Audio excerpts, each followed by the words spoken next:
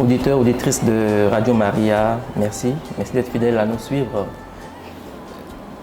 Du 17 au 19 avril, nous avons reçu ici à Yamoussoukro les évêques catholiques. Ils y étaient pour une séance de travail pour l'Assemblée plénière extraordinaire. Et pour vous, nous recevons Monseigneur Ignace Bessi, qui est le président de la conférence des évêques, en entretien. Et moi, c'est Guy Roger Nguesson, chargé de la rédaction de Radio Maria. Et je suis en duplex avec Gloria Bailly Marilyn, qui est bénévole à Radio Maria. Ensemble, nous allons nous entretenir avec l'évêque. Merci de nous suivre. Bonsoir, Monseigneur. Bonsoir, mon frère. Alors, vous êtes président de la conférence des évêques de Côte d'Ivoire. Alors, pour nous et pour nos auditeurs, le président de la conférence des évêques, quel est son rôle? Alors, le président de la conférence des évêques, son rôle est de travailler à la communion entre les évêques. Parce que la conférence, comme son nom l'indique, c'est le fait de mener ensemble, de porter ensemble. Et donc, la conférence des évêques, c'est une communion des évêques qui permettent aux évêques de vivre la collégialité dans la pastorale, dans la vie. Et donc, la conférence a bien sûr un président, mais il y a des commissions. Au sein de la conférence est organisée en commission.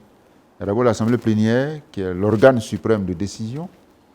Il y a le Conseil permanent, qui est l'organe exécutif entre deux assemblées plénières. Et puis, il y a le Conseil de présidence, où il y a le président et le vice-président et les secrétaires généraux qui préparent tout cela. Alors, donc le président est élu pour un mandat de 3 ans renouvelable une seule fois.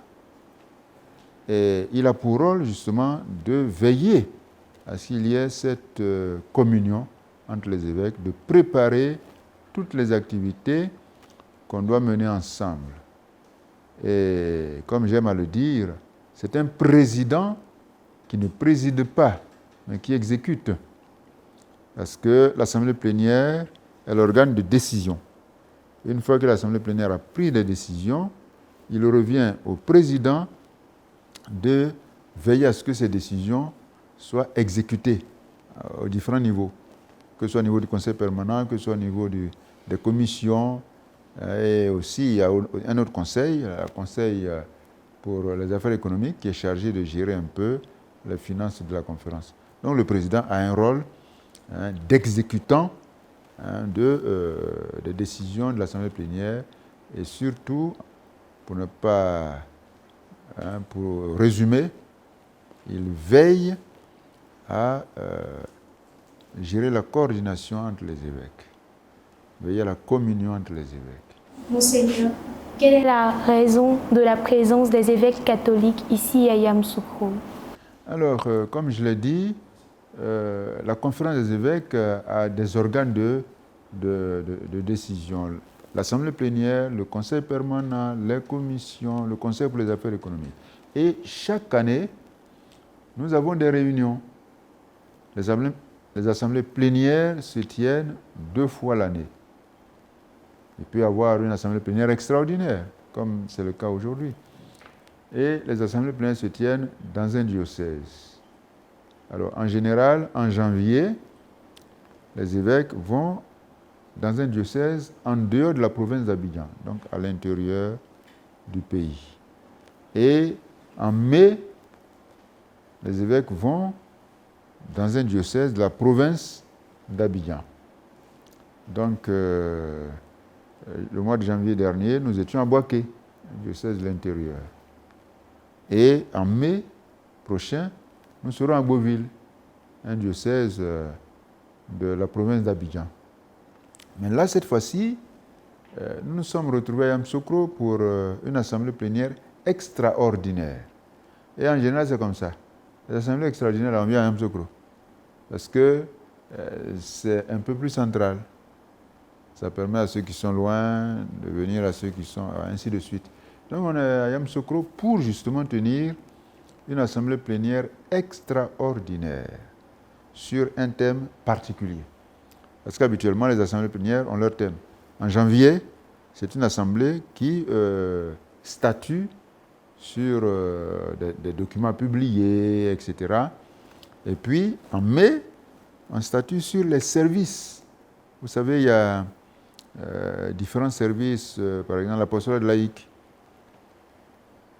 les aumôneries, etc., etc., les différents mouvements, comment la vie de l'Église avance à travers ces services.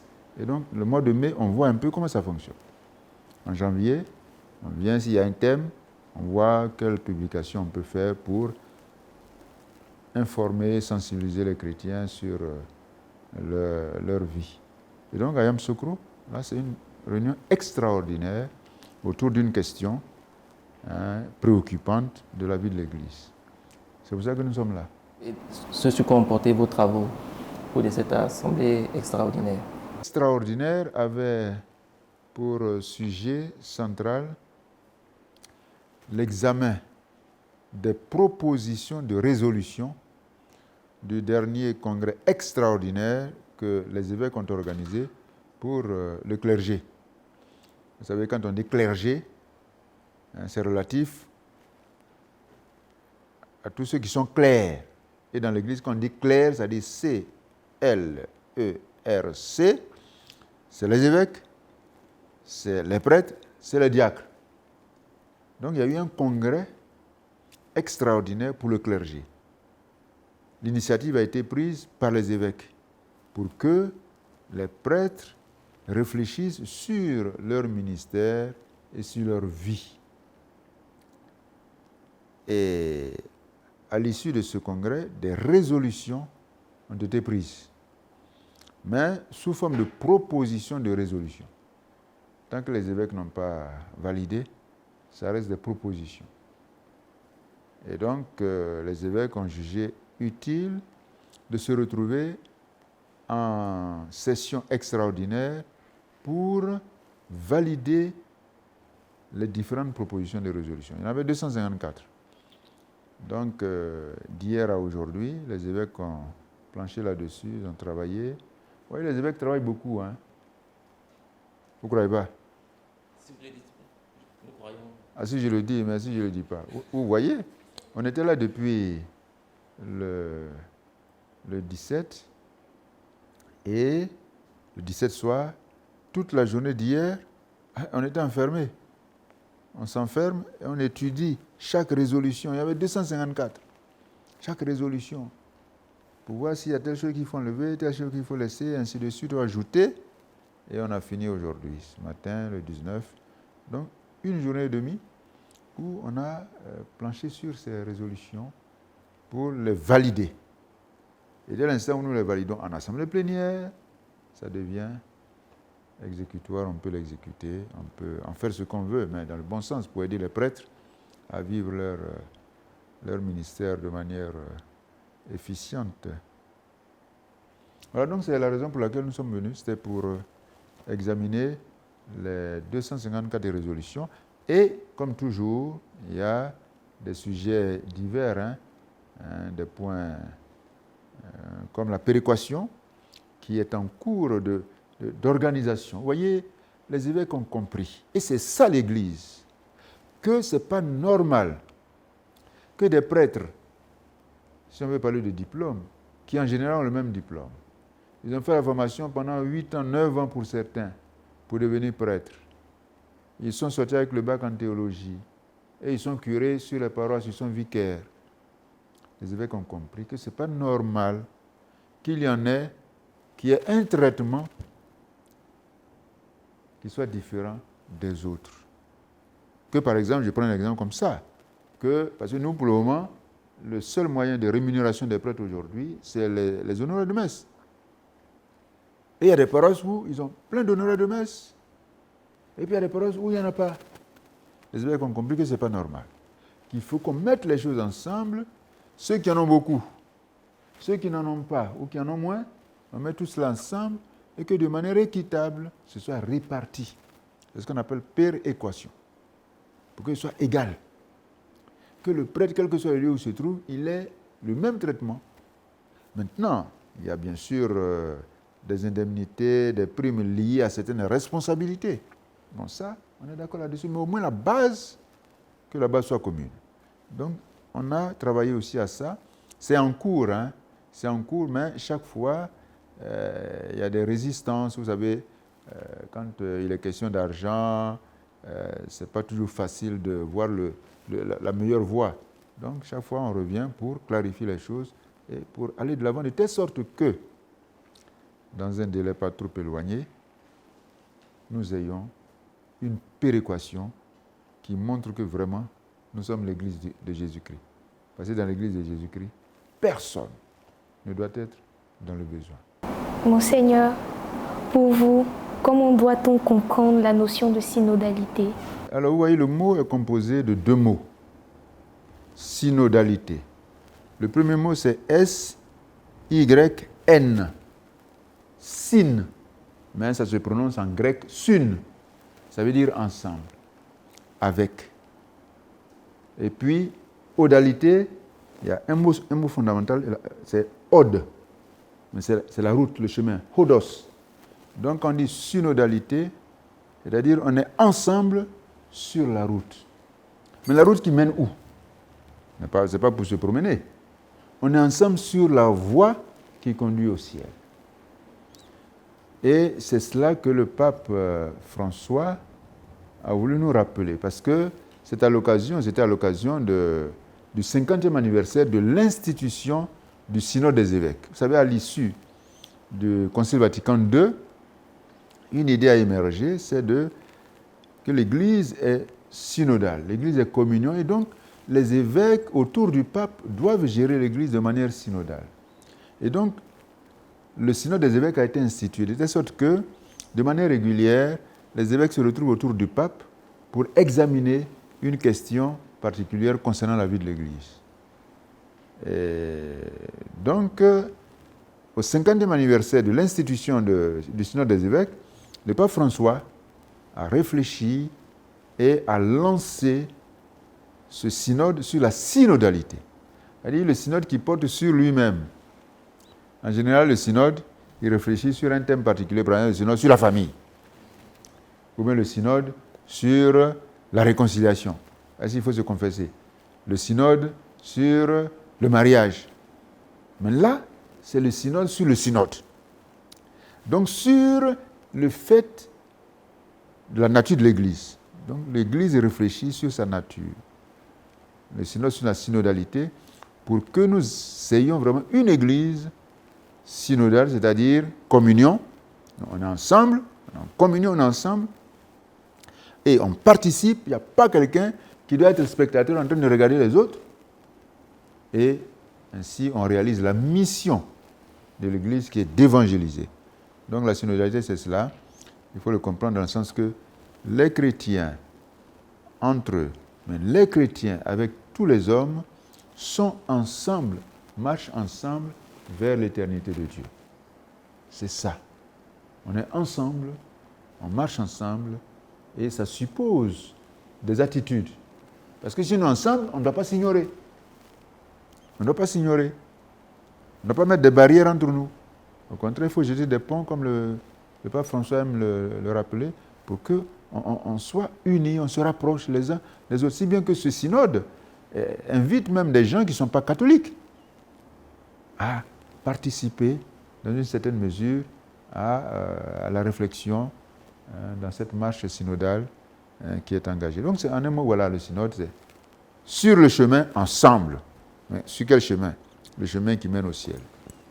Alors, Monseigneur, est-ce qu'on peut savoir aujourd'hui, est-ce que les fidèles chrétiens se sont appropriés vraiment cette notion de synodalité? Moi, à toutes les occasions, dans mon diocèse, si c'est à la messe, je termine toujours à parler de synodalité. Mais comme le mot lui-même est un mot qui n'est pas connu, vous aurez beau en parler, ça rentre difficilement. Vous voyez? Si chez moi là-bas on parlait de Kabato, ben ça tout le monde y comprend. En une fois ils ont compris. Mais on dit synodalité. Déjà ça l'énerve. Quand tu dis synodalité, là, déjà ça l'énerve. Il dit c'est quoi ça encore? C'est pas Voilà. Oui, donc il ne fait pas d'effort pour retenir, il fait d'effort pour oublier.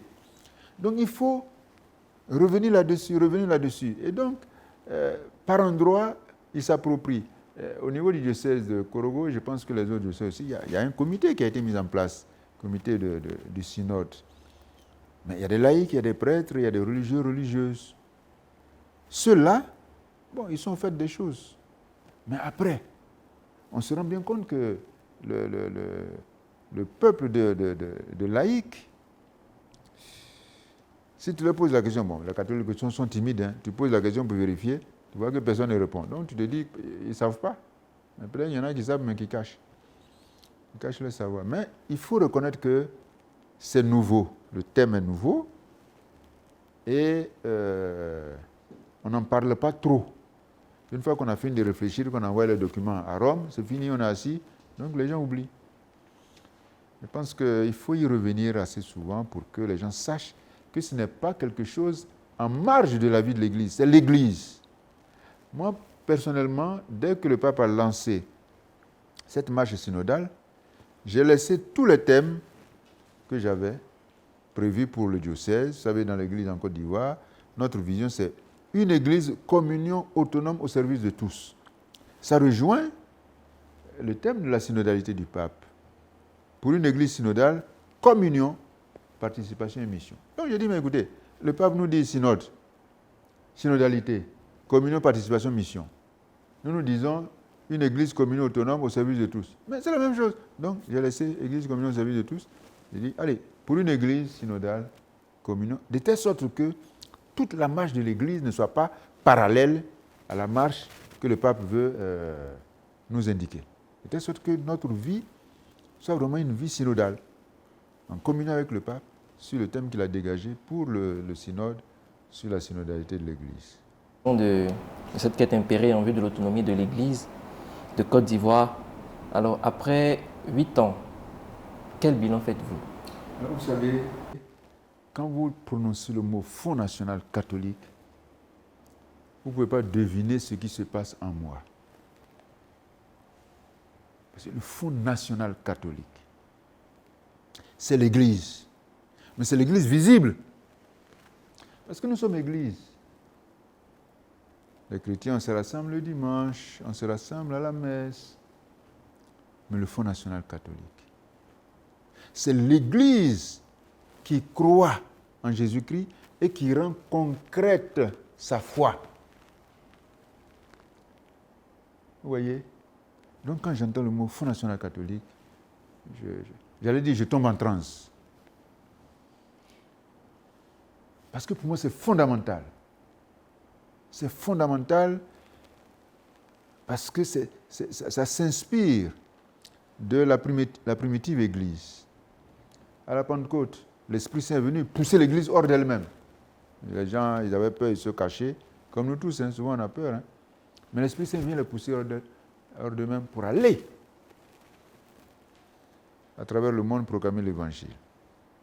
Mais tout de suite, ceux qui avaient adhéré à la proclamation de l'Évangile par les apôtres, et on nous le dit dans les Actes des Apôtres au chapitre 2 et au chapitre 4, la multitude des croyants avait un seul cœur. Donc ceux qui croyaient en Jésus-Christ se sont considérés comme devant avoir un seul cœur et une seule âme. C'est très spirituel. On se reconnaît comme des frères. Nous croyons en Jésus-Christ, ressuscité, on est ensemble. Mais ça ne suffit pas d'être ensemble et de se regarder. Ils ont compris que leur être ensemble doit être visible et leur permettre de vivre vraiment la communion fraternelle qui consiste à mettre ensemble leurs moyens pour que dans la communauté, personne ne soit dans le besoin. Et moi, j'aime à le dire toujours, je dis, mais souvent dans l'Église, on a pensé que ça, c'est l'affaire des religieux, les congrégations religieuses et tout ça. Non. Les congrégations religieuses se sont inspirées de ce que les Actes des Apôtres disent. Mais c'est l'Église qui évolue ainsi. L'Église est une communauté où on travaille à ce que chaque membre de la communauté bénéficie du nécessaire et ne soit pas dans le besoin. C'est ce que le Fonds national vise. C'est vrai, chaque diocèse a son organisation. Mais le Fonds national vient rappeler à chaque diocèse que nous sommes une communauté de croyants en Jésus-Christ ressuscité et que cela a des implications concrètes, la mise en commun de nos moyens pour que personne ne soit dans le besoin. Un diocèse qui est nanti, qui est riche, son argent, en rigueur de terme, ne lui appartient pas. C'est l'argent de l'Église. Une paroisse qui a beaucoup de moyens, ses moyens ne lui appartiennent pas, c'est le moyen de l'Église. Un fidèle, qu'il soit prêtre, laïque et tout ça, qui a les moyens, ses moyens ne lui appartiennent pas, c'est le moyen de l'Église. C'est ça que les Actes des Apôtres nous enseignent, chapitre 2, chapitre 4, pour que les chrétiens vivent la réalité de leur foi, la signification profonde de leur foi, travailler à ce que dans la communauté des disciples du Christ, personne ne soit dans le besoin. Et je pense que cela évolue bien. Nous sommes prochainement, c'est la 9e édition. Les 8 éditions passées, les chrétiens se sont montrés vraiment généreux. Au point où, aujourd'hui, le patrimoine du Fonds national catholique s'évalue à des milliards, c'est-à-dire plus de 3 milliards, et qui ont été investis dans la Cité de la Paix, qui est le premier investissement du Fonds national catholique en vue de générer des sources de revenus pour la mission. Et quand on parle de milliards, les gens disent beaucoup d'argent. Non, c'est l'argent de la mission, ce n'est pas l'argent des individus. C'est l'argent pour que la mission avance, pour que tous ceux qui travaillent dans le champ missionnaire aient ce qu'il faut, pour que la charité soit vécue par l'Église, que les pauvres soient pris en compte. C'est tout ça. Donc le bilan est positif, mais moi je suis gourmand. Quand on parle du Fonds national catholique, vraiment je tombe en transe et je vois, avec les évêques, nous voyons très loin. Les évêques, quand ils prenaient cette décision de mettre en route le Fonds national catholique, s'attendaient à recevoir chaque année 1 milliard pour l'Église, vu le nombre de catholiques. Mais nous n'en sommes pas encore là. Nous n'y sommes pas encore. Et on y travaille. Mais chaque année, d'une année à une autre, il y a une croissance. Au point qu'on est parti de 250 millions la première année, aujourd'hui, on est à 669 millions l'année dernière. Ça veut dire qu'il y a un bon qualitatif et quantitatif qui a été fait. Mais on n'a pas encore passé le cap du milliard qui nous permettrait d'être à l'aise dans la prise en charge de tout ce qui regarde la vie de l'Église. Et quand il parle de prise en charge de tout ce qui regarde la vie de l'Église, il y a les prêtres qui vont en mission, il y a les évêques, il y a les religieux et religieuses, il y a les laïcs, et il y a aussi nos institutions. Voilà votre radio, votre télévision. Bon, quand on regarde, on voit bien que vos moyens sont très limités. Vous avez une caméra qui se promène là pour prendre les vues. Mais ça devait être plus que ça. Quand on voit Ecclesia TV, c'est la même chose. La RNC, Radio Nationale Catholique, Radio Maria, Radio Espoir, tous ces médias qui participent à l'évangélisation doivent être dotés de moyens conséquents pour que vraiment ils puissent inonder notre pays de la bonne nouvelle de Jésus-Christ. Mais nous n'en sommes pas encore là et je pense que petit à petit, avec un peu plus de générosité, si les catholiques pouvaient à l'édition, à la 9e édition, passer le cap du milliard, je passerai de maison à maison pour leur serrer la main, pour les féliciter parce qu'ils auront pris sur leur nécessaire pour donner à l'Église pour sa mission. Et c'est ça, le bol de la veuve dont on parle dans l'Évangile de Luc, au chapitre 21, le bol de la veuve, c'est ça. Souvent on dit, oui, mais vous ne voulez pas les piécettes. Mais Jésus n'a pas admiré les piécettes de la veuve. Est-ce que Jésus a admiré les piécettes de la veuve? Non. Il a admiré le fait que la veuve s'est dépouillée. Elle a pris tout ce qu'elle avait pour vivre. Elle a donné. C'est pour ça que Jésus l'a admiré. À côté de ceux qui donnaient des billets qui étaient leur superflu. Jésus aurait voulu qu'au lieu de donner leur superflu, ils donnent de leur nécessaire. C'est-à-dire ceux qui avaient, disons, 1 million et puis qui viennent donner 20 000. Mais Jésus aurait voulu qu'ils donnent 200 000. C'est ça qu'on appelle le bol de la veuve, qui avait donné plus. Parce qu'elle a donné de son nécessaire. Dans notre Église, nous sommes très peu nombreux, ceux qui donnent de leur nécessaire. Moi, je regarde la vie des chrétiens d'à côté. Il y a des gens qui payent la dîme chaque mois pour leur Église. Ça, c'est prendre sur son nécessaire. C'est le bol de la veuve qui a pris les 2 pièces qu'il a donné. Celui qui donne la dîme, il donne 1/10 de son avoir, de ce qui est nécessaire pour sa vie. Il prend, il divise par 10 et il donne. Alors je pense que nous devons arriver à cela, pas tellement pour faire de l'ostentation, la démonstration de force, de moyens, non, mais pour donner à notre Église des moyens conséquents pour réaliser sa mission et prendre en charge tout ce qui regarde la vie de l'Église, la mission de l'Église. Alors, Monseigneur, conformément au canon 222, paragraphe 1 du Code de droit canonique qui dit, et je cite, « Les fidèles sont tenus par l'obligation de subvenir aux besoins de l'Église afin qu'elle dispose de ce qui est nécessaire au culte divin, aux œuvres d'apostolat et de charité et à l'honnête subsistance de ses ministres. » Pouvez-vous lancer un appel aux plus sceptiques relativement à la collecte de fonds prévue pour le jour de la Pentecôte?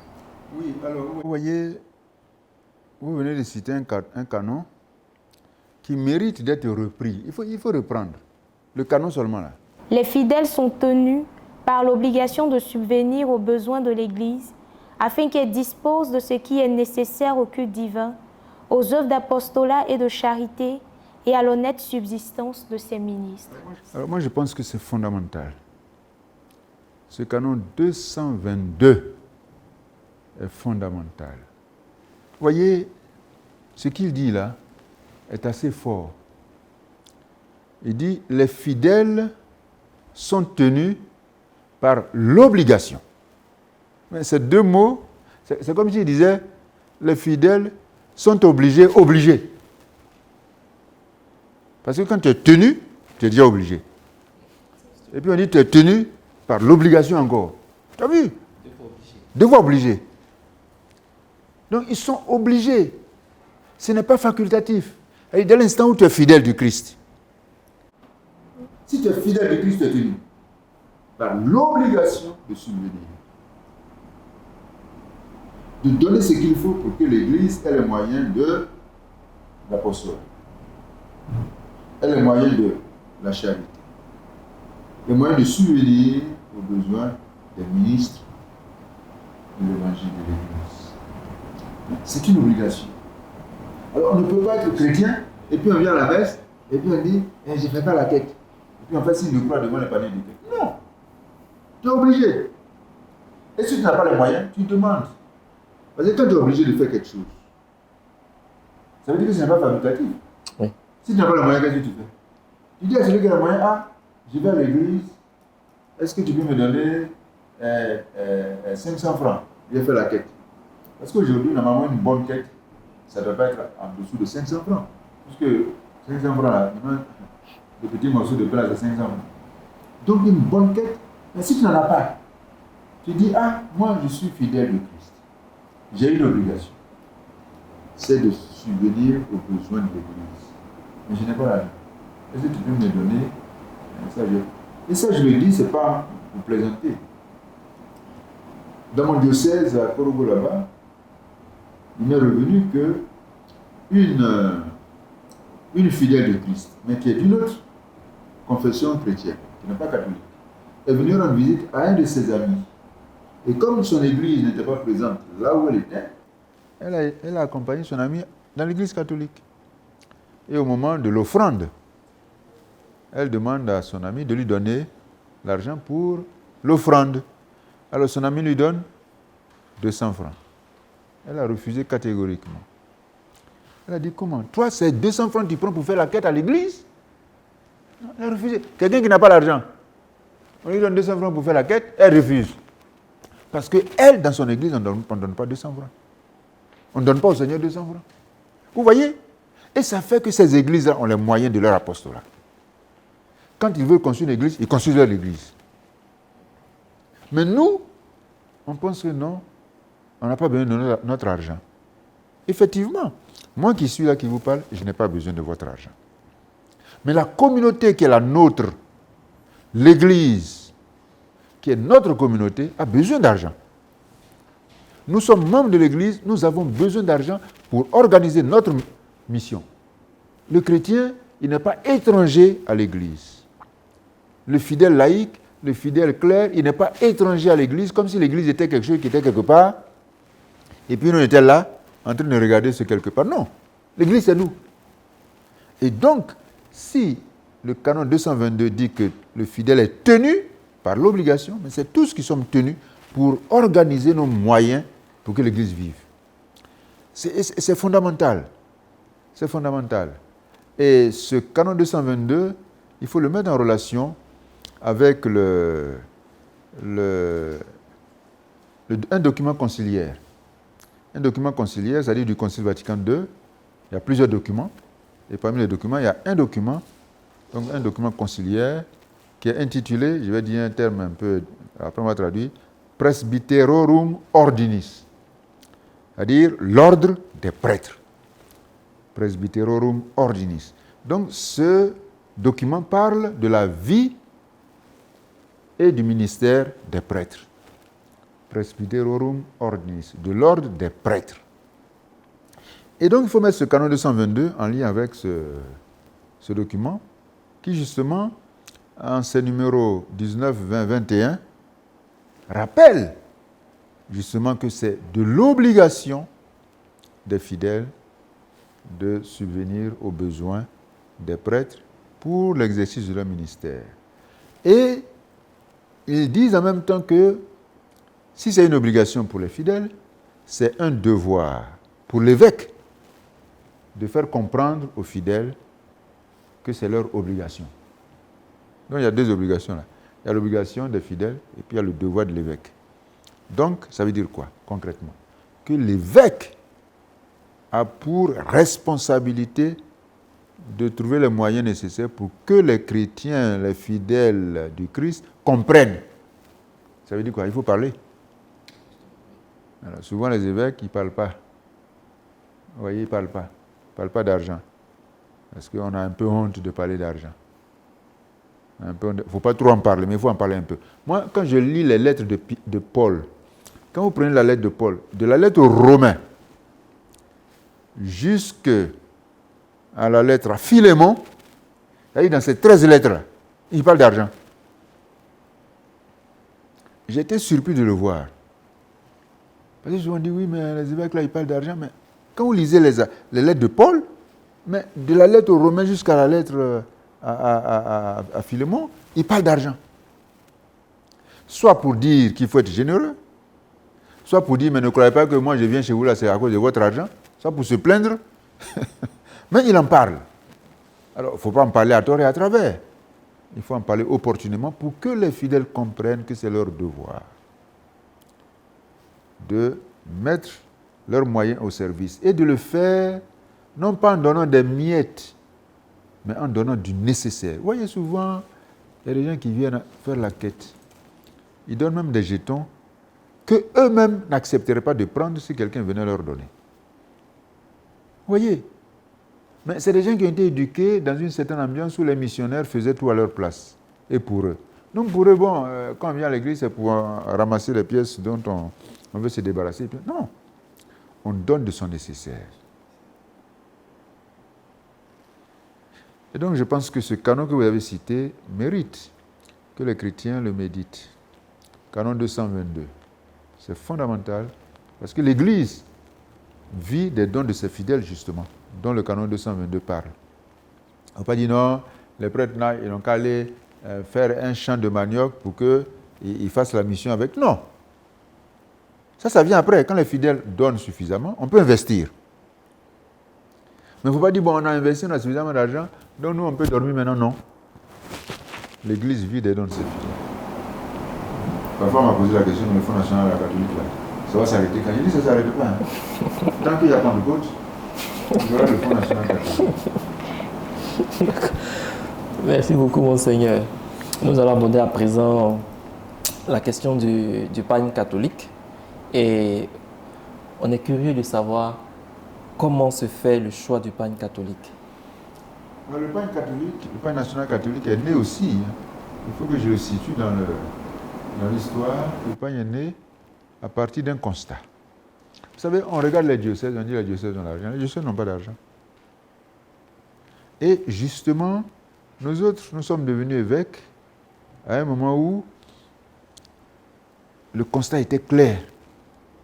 Pour que la conférence en tant que conférence, je ne parle pas des diocèses, mais la conférence en tant que conférence puisse fonctionner. Il y a un secrétariat général. Il y a un secrétariat général de la conférence des évêques où il y a des secrétaires généraux et tout ça qui travaillent. Mais pour que chaque année ils puissent vivre, il fallait à notre époque 10 millions. C'était le budget, ça. Mais ça ne prenait en compte que la vie des secrétaires généraux. Aujourd'hui, nous prenons en compte beaucoup de choses. Hein. Mais pour prendre en compte la vie des secrétaires généraux, il fallait 10 millions. Mais pour trouver ces 10 millions, c'est difficile. C'était difficile. Donc on a dit, bon, on va faire naître le pagne national catholique. C'est comme ça que le pagne national catholique est né. Pour que la conférence des évêques puisse répondre aux obligations liées à la vie du secrétaire général. Et le pagne est né. Et la question que vous me posez est de savoir comment se fait le choix. C'est bien ça? Oui. Voilà. Alors vous voyez, le choix se fait de manière très démocratique. De manière très démocratique. Donc, avant chaque édition, on demande à les gens de nous fournir des maquettes, des dessins. Voilà. Et une fois qu'on a les dessins, on met à vote. On soumet au vote. Donc, les femmes, elles viennent, elles font leur vote. Parfois même, on fait le vote ici à Msokro, quand on vient pour nos réunions du pagne national catholique. Et on fait voter. Et puis, la maquette qui l'emporte, on donne ça au fournisseur, qui va faire un premier, je ne sais pas comment les femmes appellent ça, mais bon, une première proposition de pagne. Et en général, ils font deux ou trois propositions. On regarde, avec les couleurs, on regarde. On fait voter encore. Et puis, la proposition qui l'emporte, allez, on donne à l'imprimeur pour qu'il fasse le pagne définitif. Et donc, ça n'a jamais été le choix d'un individu enfermé dans un bureau. Ça a toujours été le choix collégial, le choix communautaire, le choix, il y a les synodales, c'est-à-dire on est ensemble pour choisir le pagne. Ça a toujours été comme ça. Donc souvent les gens disent, ah mais le pagne n'est pas joli. Mais s'il n'est pas joli, c'est que vos regards là ne sont pas jolis. C'est vos regards qui ont choisi ça. Monseigneur, nous avons remarqué que cette année, par exemple, il y a eu une fuite concernant la publication du pagne national catholique. Comment pouvez-vous expliquer cela? Oui, il y a eu une fuite concernant la publication. Concernant la publication. Oui, vous savez, c'est ça, il y a toujours des fuites. Hein? Voilà, il y a toujours des fuites. Habituellement, quand on fait le choix du pagne national catholique, dans le temps où on se réunissait à Msokro pour le choix, on présentait le pagne, on disait, pas de photo. Parce qu'il ne faut pas que ça sorte avant. Vous savez, dans notre tradition, quand les gens voient le pagne avant que ça ne sorte, ils n'apprécient plus. Ils se disent, ah, quelqu'un a apporté avant. Donc, on veille à ce que personne ne prenne de photos. Et cette année, on a été surpris de voir que le pagne s'est retrouvé déjà, avant même le choix définitif, s'est retrouvé sur les réseaux sociaux. Mais ça a été une fuite qui est partie du moment où on était en train de regarder les pagnes pour faire le choix. Et quelqu'un a fait une prise de vue et qui a balancé automatiquement. Alors qu'il était juste à côté de nous, mais on ne s'est même pas rendu compte. On a su que c'était à côté de nous parce qu'on a retrouvé la table sur laquelle était posé le pagne. Donc on a vu, on a dit, mais bien, c'est sorti de chez nous. Et puis comme les réseaux sociaux savent bien le faire, ils trahissent toujours les gens qui vont là-bas, on a vu le nom. Donc on l'a interpellé pour dire, mais plus jamais ça. C'est comme ça que ça s'est passé. Et puis le pain s'est retrouvé un peu avant le choix définitif. Alors les gens disent, ah oui, mais c'est le pain qui a fuité là, c'est ce pain-là qui est sûr, qui a été adopté. Non. Ça se ressemble. Mais ce n'était pas le choix définitif. Et donc, je crois que la prochaine fois, on y veillera pour que lorsqu'on s'enferme dans notre bois sacré pour faire nos choix, en dehors de ceux qui doivent décider, il n'y ait personne d'autre. D'accord, Monseigneur.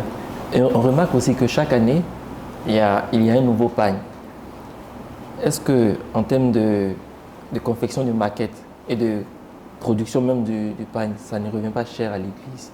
Pas que ça revienne cher à l'Église, mais c'est vrai que les gens ont toujours voulu que nous fassions un pagne, j'allais dire permanent, quitte à changer les couleurs, à l'imitation un peu des autres communautés. Mais même ces communautés qu'on veut imiter ne font plus ça. Et la raison m'a été donnée par un ami qui se trouve dans les structures qui confectionnent les pagnes. Je lui ai posé la question une fois, qu'est-ce qu'il en pensait? Est-ce qu'on ne pouvait pas faire un pagne, un bon pagne, qui soit permanent et que chaque année, il a dit, pas question. Que si vous voulez que le pagne vous rapporte, et soit votre pagne, ne le faites pas deux fois. Parce que dès que vous éditez le pagne, les faussaires, ils sont aux aguets, ils ont déjà le pagne entre les mains. L'année suivante, si vous remettez le même pagne sur le marché, allez hop, ils inondent le marché avec le pagne contrefait.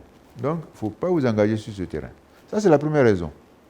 La deuxième raison, ça, c'est les femmes. Dans nos villages, les femmes n'aiment pas porter le même pagne pour la même fête. Hein. Ils se disent, ah ben, on a fêté, l'année dernière, on a fêté l'église paroissiale avec ce pagne-là. Si on nous voit encore avec ce pagne, on va dire, mais vous là. Donc, elles n'aiment pas ça.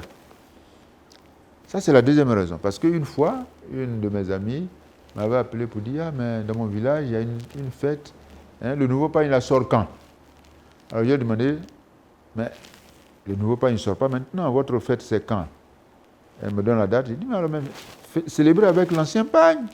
Elle dit, non, non, non, non, on a déjà porté ça. Vous voyez ça? Les femmes n'aiment pas porter le même pagne deux fois.